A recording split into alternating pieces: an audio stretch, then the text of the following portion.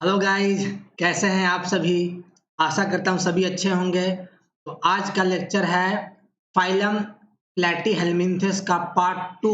ठीक है।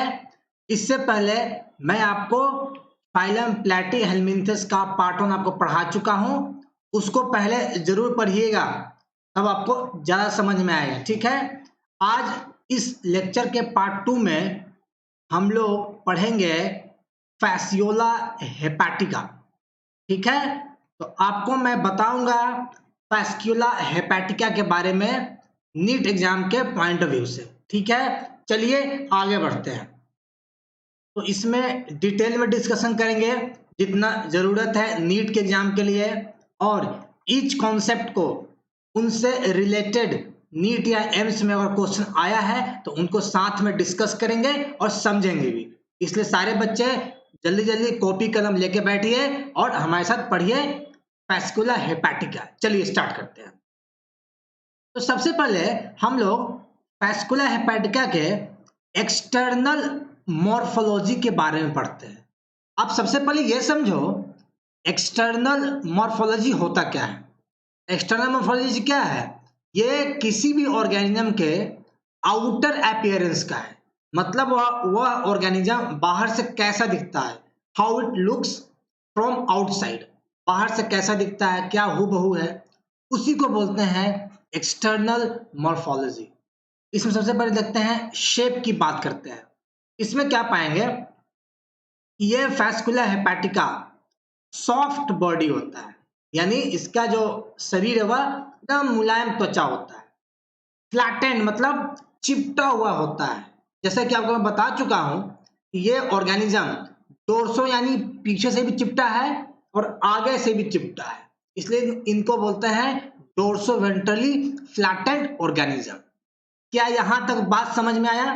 कोई दिक्कत, कोई समस्या नहीं? आशा करता हूं आप समझ पा रहे होंगे। ठीक है।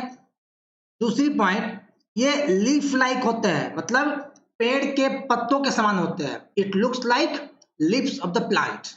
आया समझ में? कोई दिक्कत, कोई समस्या तो नहीं? तीसरा पॉइंट देखेंगे, ये बाइलेटरल सिमेट्री होता है। आइए डायग्राम में देखते हैं। यहाँ भी एक डायग्राम है और यहाँ है। ये डायग्राम एनसीईआरटी किताब से लिया गया है और इसके रेफरेंस के लिए एक रेफरेंस किताब से ये डायग्राम लिया गया। अगर आप ध्यान से दोनों डायग्राम को देखेंगे क्या पाएंगे, अगर इनके बॉडी को बीचों बीच अगर आप काटो, इनके बॉडी को बीचों बीच अगर आप काटोगे तो क्या पाओगे, इनका बॉडी इक्वली टू हाफ में डिवाइड हो जाता है। ठीक है, जिसको बोलते हैं बाइलेटरल सिमेट्री। क्लियर हो गया? कोई समस्या, कोई दिक्कत नहीं? आगे बढ़ते हैं। अब बात करते हैं सकर्स का। इनमें दो मस्कुलर सकर्स होता है जिनका काम है कि ये जब पैरासाइट किसी होस्ट ऑर्गेनिज्म में इंटर करेंगे तो इंटर करने के लिए इसी सकर की मदद से ये पैरासाइट किसी होस्ट पर ऐसे चिपक करके आगे बढ़ते हैं। मतलब ये अडेजन में हेल्प करता है पैरासाइट को होस्ट के बॉडी में जाने के लिए। आया समझ में? अब देखते हैं वह दो मस्कुलर सकर है कौन सा। आइए डायग्राम में देखते हैं। पहला सकर है ओरल सकर। देखिए डायग्राम में, ये ओरल सकर माउथ के जस्ट नीचे होता है, यहां है ओरल सकर। इसी ओरल सकर को अगर आप एनसीईआरटी के डायग्राम में देखेंगे तो ये यहां होना चाहिए। क्या यहां तक समझ में आया?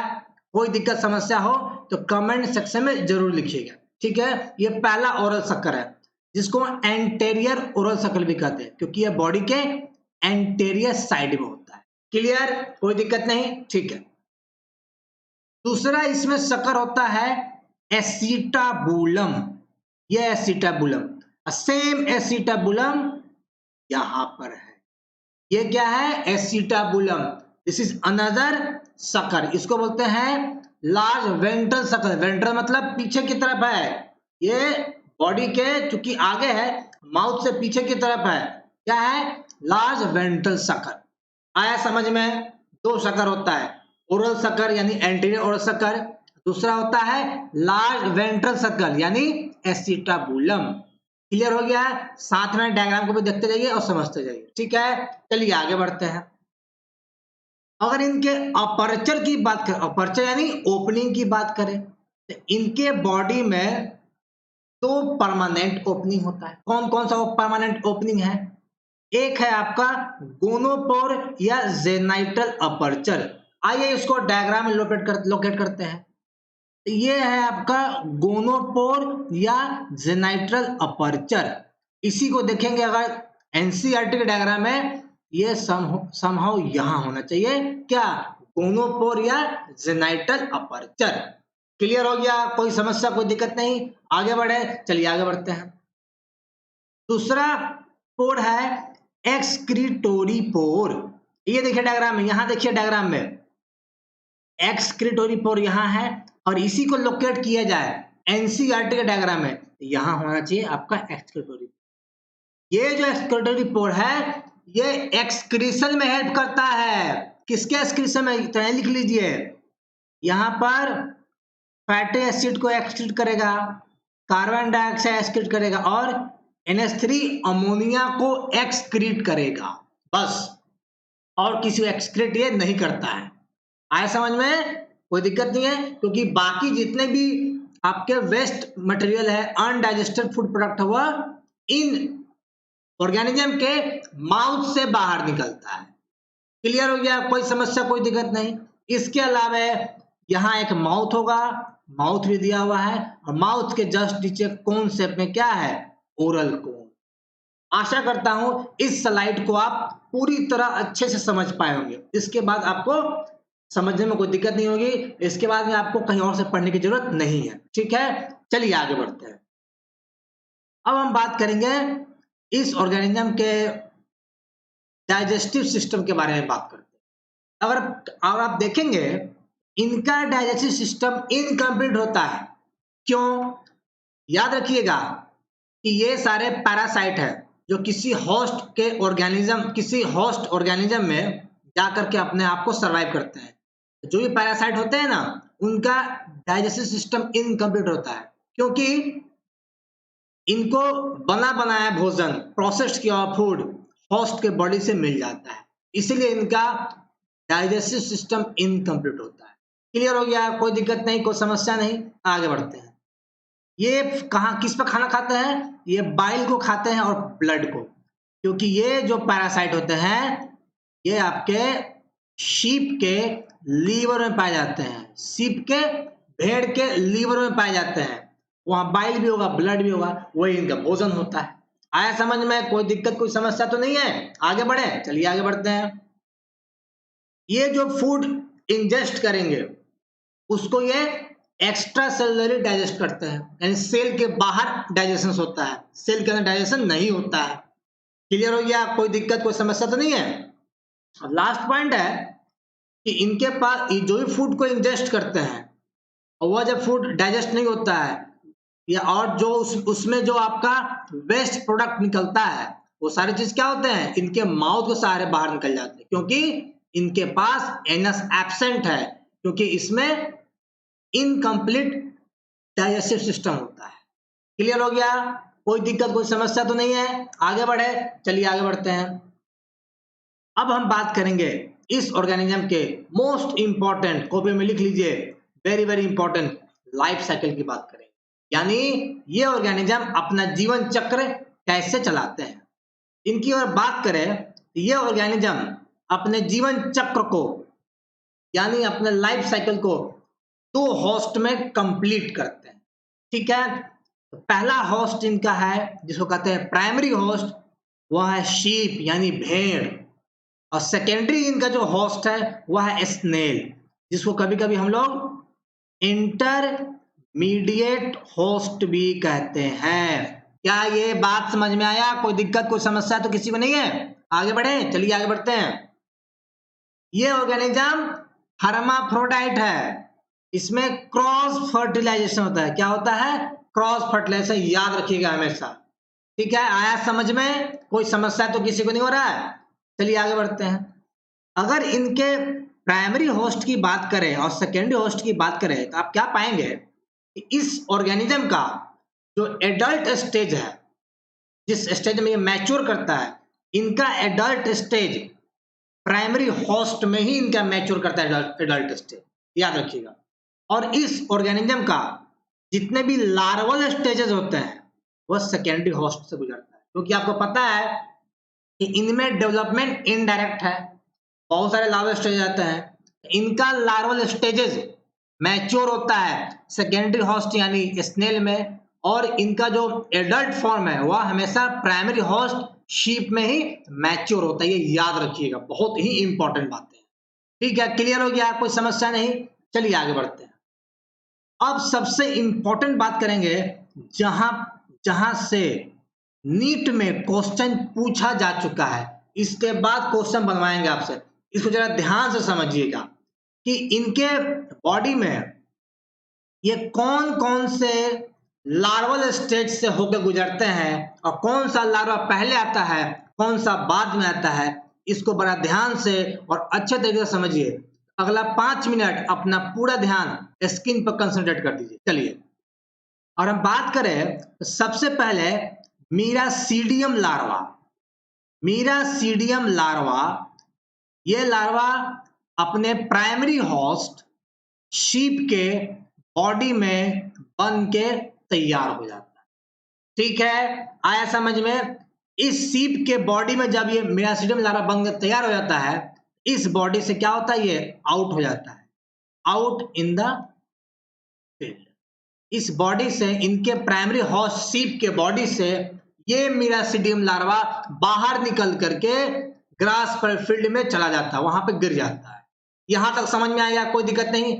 अब ध्यान दीजिए, ये मीरासीडियम लार्वा जब प्राइमरी होस्ट के बॉडी से निकल जाएगा, अब जैसे ही इस लार्वा पर सेकेंडरी होस्ट आएगा, इनको फीड करने के लिए इनके कांटेक्ट में आएगा, वह सेकेंडरी होस्ट क्या है, स्नेल है।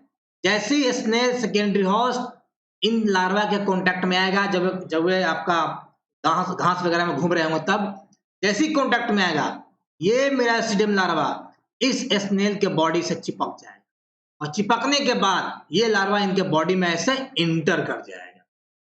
क्या यहां तक समझ में आया? कोई समस्या तो किसी को नहीं हो रहा है? अब ये मीरासीडियम लार्वा आपके सेकेंडरी होस्ट में जाकर के इंजेक्ट करके अंदर घुस चुका है, इसलिए कहेंगे कि मीरासीडियम लार्वा इन्फेक्टिव स्टेज है सेकेंडरी होस्ट के लिए। क्लियर? कोई दिक्कत नहीं, आगे बढ़े। चलिए, अब स्नेल के बॉडी में ये 3 पार्ट चलेगा। अब क्या होगा कि इस स्नेल के बॉडी में मीरासीडियम लार्वा डेवलप करके स्पोरोसिस्ट लार्वा बना देगा। आया समझ में? कोई दिक्कत तो नहीं है। अब ये further sporocyst larva radial larva में कन्वर्ट हो जाएगा। आया समझ में? दिक्कत तो नहीं है, ध्यान दीजिएगा। अब ये रेडियल लार्वा क्या होगा, फर्दर डेवलप करके सर्केरिया लार्वा में कन्वर्ट हो जाएगा। अभी भी ये सारा लार्वा स्टेजेस क्या है, आपके स्नेल के बॉडी में चल रहा है। क्लियर हो गया? कोई समस्या नहीं। अब क्या होगा, ये cercaria larva finally Meta cercaria में कन्वर्ट होगा, और ये अभी भी कहाँ है, आपके स्नेल में।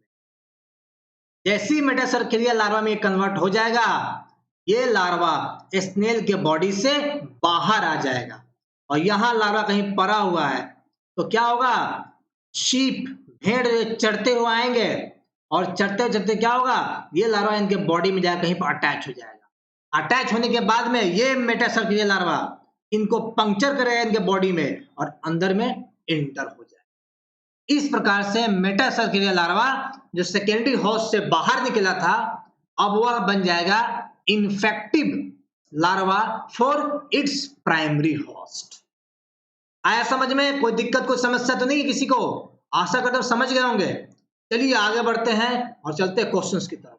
ये रहा क्वेश्चन 2003 में पूछे थे नीट के पेपर में, कि फैस्कुला हेपेटिका के लाइफ साइकिल में